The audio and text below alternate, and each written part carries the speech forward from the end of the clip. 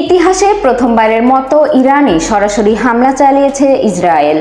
তবে ইরানের ড্রোন হামলার দায় আনুষ্ঠানিকভাবে স্বীকার করতে নারাজ ইসরায়েল।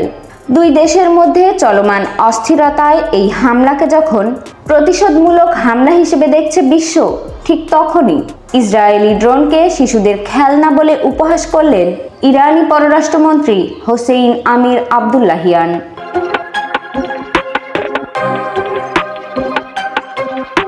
ইরানি পররাষ্ট্রমন্ত্রীর সংবাদ মাধ্যম এনবিসিকে দেয়া এক সাক্ষাৎকারে অনেকটা কৌতুকের ছলেই বলেন, ইস্পাহানে যা ঘটেছে সেটা কোনো হামলা নয়। এই হামলা এবং ইসরায়েলের মধ্যে কোনো সংযোগ রয়েছে বলে আমাদের কাছে প্রমাণিত হয়নি। এগুলো কোনো ড্রোন ছিল না। প্রকৃতপক্ষে এসব নিয়ে আমাদের শিশুরা খেলা করে।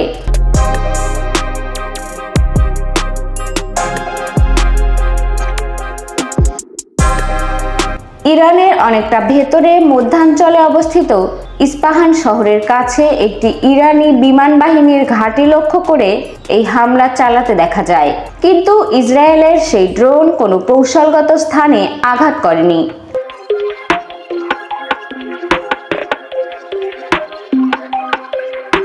এদিকে কড়া হুঁশিয়ারি দিয়ে ইরানি পররাষ্ট্রমন্ত্রী বলেন, যতক্ষণ না ইরানের স্বার্থের বিরুদ্ধে ইসরায়েলি শাসকের পক্ষ থেকে কোনো নতুন দুঃসাহসিক আক্রমণ না আসে, ততক্ষণ ইরান কোনো প্রতিক্রিয়া জানাবে না। কিন্তু ইরানের স্বার্থের বিরুদ্ধে ইসরায়েল ফের কোনো উল্লেখযোগ্য পদক্ষেপ নিলে তেহরান তাৎক্ষণিকভাবে সর্বোচ্চ শক্তি দিয়ে পরবর্তী হামলা চালাবে এবং ইরানের এই হামলা দ্রুত ও কঠোর হবে জানিয়ে ইসরায়েলিদের অনুশোচনা করতে হবে।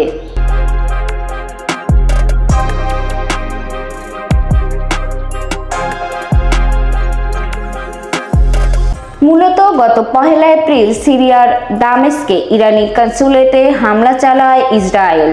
সেই হামলায় ইরানের কয়েকজন শীর্ষ সেনা কর্মকর্তা নিহত হন।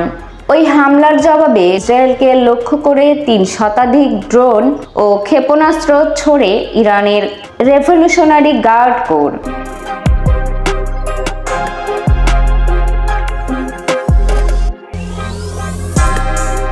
ধারণা করা হচ্ছে মূলত প্রতিশোধ নিতে ইরানের ইস্পাহান শহরের কাছে হামলা চালায় ইসরায়েল।